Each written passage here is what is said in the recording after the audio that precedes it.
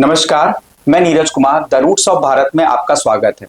आज दैनिक जागरण की एक खबर ने ध्यान आकर्षित किया कि एक नेता उमा शंकर सिंह के घर के कई स्थानों पर छापेमारी की गई और उस छापेमारी में करीबन 3 करोड़ रुपए एक जगह पे मिले हैं, जिसकी अभी तक काउंटिंग चल रही है।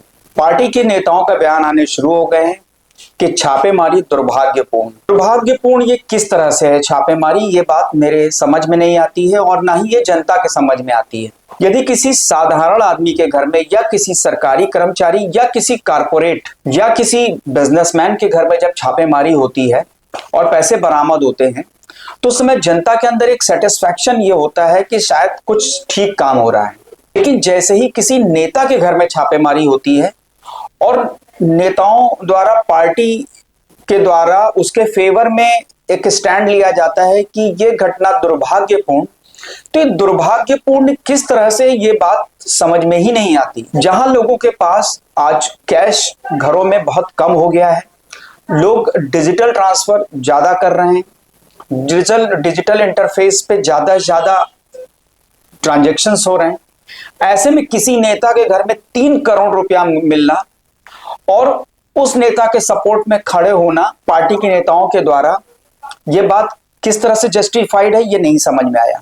मैं पार्टी के बियॉन्ड ये बात कह रहा हूं कि किसी भी पार्टी का नेता हो, अगर उसके किसी भी नेता के घर पे कोई भी कैश इस तरह का बरामद होता है तो ये क्वेश्चन मार्क लगाता है इन्फोर्समेंट डायरेक्टरेट ईडी के ऊपर, इनकम टैक्स के ऊपर और उन सारी एजेंसीज पे जो लगातार इस बात का दावा करती हैं कि हम लोगों पे नजर रखे हुए हैं, लोगों के ऊपर उनके ट्रांजैक्शंस पे नजर रखे हुए हैं।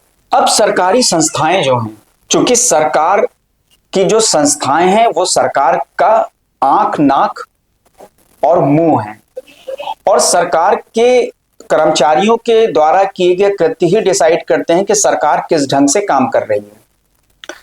तो ये एजेंसीज कैसे नजर नहीं रख पाती हैं कि लोगों के पास इतनी कैश मनी घर में इकट्ठा हो रही। फिर अगला ये प्रश्न उठता है कि ये नेता इतनी कैश मनी इकट्ठा कहां से कर रहे हैं। इस पे तो वाकई में अगर पूरी तरीके से जांच हो तो जिस आदमी के खिलाफ कोई भी नेता हो, ये उमा शंकर सिंह की ही सिर्फ बात नहीं है, वो कोई भी नेता हो, उसका पूरा जीवन जेल के पीछे होना चाहिए। इस बात को कैसे हल्के में लिया जा सकता है कि यदि किसी आम आदमी के घर में 1 लाख 2 लाख रुपए भी निकल आते हैं तो उससे यह प्रश्न पूछा जाता है कि इतनी कैश मनी कहां से आई। किसी नेता के घर में 3 करोड़ रुपया कौन दे गया, ये कौन कैश मनी इतनी उनको दे के जा रहा है या वो कहां से ला के इकट्ठा कर रहे हैं और किस पर्पस से इकट्ठा कर रहे हैं, ये बहुत ही घातक और बहुत ही गंभीर प्रश्न है। हम नेताओं से हर इलेक्शन में उनका एक हलफनामा लिया जाता है कि उनकी पिछली संपत्ति कितनी थी, उनकी अभी की संपत्ति कितनी है, जब वो फिर से इलेक्टोरल सिस्टम में जब वो इलेक्शन लड़ेंगे और अपना एक डिक्लेरेशन देंगे। जो संपत्ति इनकी बढ़ती है तो क्या इलेक्शन कमीशन अगर ये कि खैर परव्यू में नहीं आता है कि वो देखे कि अगर पिछली संपत्ति कितनी थी और अभी बढ़ के कितनी हुई है, वो सिर्फ डिक्लेरेशन लेता है। लेकिन इन डिक्लेरेशन के आधार पे क्या इन्फोर्समेंट डायरेक्टरेट या अदर फाइनेंशियल रेगुलेटरीज को डील करने वाली जो संस्थाएं हैं वो उस पे क्या जांच कर सकती हैं कि ये संपत्ति किस आधार पे बढ़ी है, वो क्या व्यवसाय करते हैं, तो क्या किसी नेता की पेंशन्स या उसके जो सैलरी से क्या इतना धन इकट्ठा हो जाता है कि उनकी संपत्ति इतने टाइम्स मल्टीप्लाई हो जाती है। ये एक सोचने का विषय है। इसलिए मेरा ये कंसर्न है कि सोसाइटी में लोग इस बारे में ज्यादा से ज्यादा बात करें कि ये कारपोरेटर, ये एमएलएस और ये एमपीज के पास जब घरों में ये पैसा जब्त होता है तो ये डिमांड पब्लिक के अंदर उठनी चाहिए।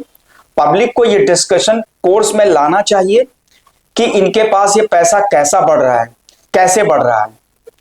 लोग इस बात को जब स्वीकार कर लेते हैं कि ऐसा तो होता ही है, तो ये कभी क्यों नहीं इस प्रश्न पूछते हैं कि ऐसा क्यों हो रहा है। हमने मान लिया कि अंग्रेजों ने हमारे अंदर खून में ऐसी सोच भर दी है कि हम ये मान लेते हैं कि सिस्टम करप्ट है और करप्ट सिस्टम के साथ हमें जीना है। आजादी के इतने साल बीत जाने के बाद भी अगर हम ये प्रश्न नहीं उठा रहे हैं तो हमारे शिक्षित होने, हमारे पढ़े लिखे होने का क्या लाभ है कि हम ये प्रश्न ही नहीं कर पा रहे हैं कि किसी के पास इतनी संपत्ति क्यों बढ़ रही है। और ये आप और भी समझिए कि अगर संपत्ति किसी के पास डिस्प्रपोर्शनेट बढ़ रही है, इसका मतलब समाज के किसी हिस्से का पैसा कोई खींच रहा है, तभी ये डिसबैलेंस सोसाइटी में पैसे का दिखाई देता है।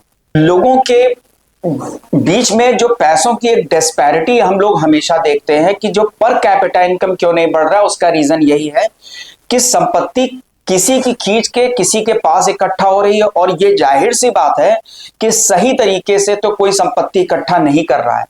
ये नेता कोई इंडस्ट्रियलिस्ट है नहीं, बिजनेसमैन है नहीं, या कोई स्टॉक मार्केट के इन्वेस्टर नहीं है। तो ये पैसा उनका कहां से आता है? ये बात मैं 544-45 सांसदों से कर रहा हूं ये क्वेश्चन, ये मैं हर विधानसभा के विधायकों से क्वेश्चन कर रहा हूं, और ये हर उस कॉर्पोरेटर से क्वेश्चन कर रहा हूं जो पैसा इकट्ठा कर रहा है। गलत तरीके से अमीर बनने से बेहतर है कि आदमी सही तरीके से गरीब बन के ही जीवन जिए, वो ज्यादा बेहतर है। शायद हमारा समाज तब स्ट्रेंथन होगा, हमारी पिलर्स मजबूत होंगे, वरना ये नेता इसी तरह से पैसा कमा के समाज की नींव को खोखला करते जाएंगे। इसी के बाद साथ मैं अपनी बात में यहां विराम दे रहा हूं। कृपया वीडियो को लाइक करें, शेयर करें और कमेंट करें, और कमेंट करके आप अपनी इनसाइट्स दें कि इनको पकड़ने के लिए क्या क्या तरीके अपनाए जा सकते हैं। जो तरीके आप मुझे सजेस्ट करेंगे, मैं उन तरीकों का अगले वीडियो में जब बात करूंगा तो उन तरीकों को जरूर इनकॉर्पोरेट करूंगा।